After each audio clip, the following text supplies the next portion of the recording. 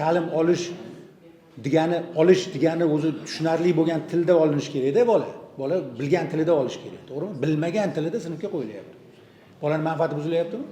Buzilyapti. Lekin qonun bilan biz buni ota-onaga berganmiz. Ota-ona bolani o'rniga tanlayapti. Bolaning manfaatlarini buzyaptimi? Bu qonun bolani o'sha huquqini tiklab bera oladimi, yo'q? Demak, ta'lim to'g'risidagi qonunga ham o'zgartirish kiritishlik kerak. Bu jarayonni o'zida, bu qonunning predmetida u ham ko'zda tutilishi kerak edi.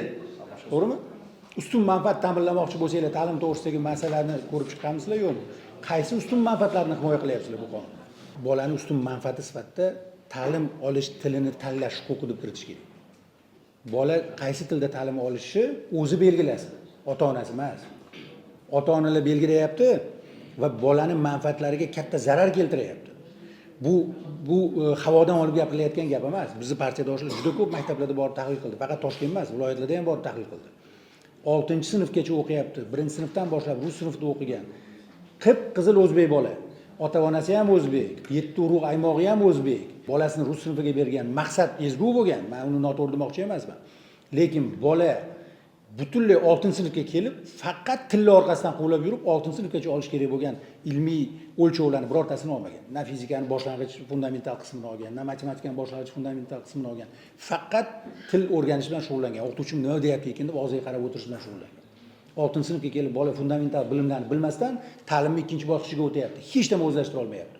11-sinfga borib, mana universitetga imtihon topshirganlarni 0-2 ball olyapti-yu, mana shuni oqibati shu. Bolani himoya qilish kerak, bolani istagini hisobga olish kerak. Ustun manfaatlar ota-onasi bolasiga yaxshilik qilish uchun xizmat qiladigan narsalar. Tushunyapsizmi?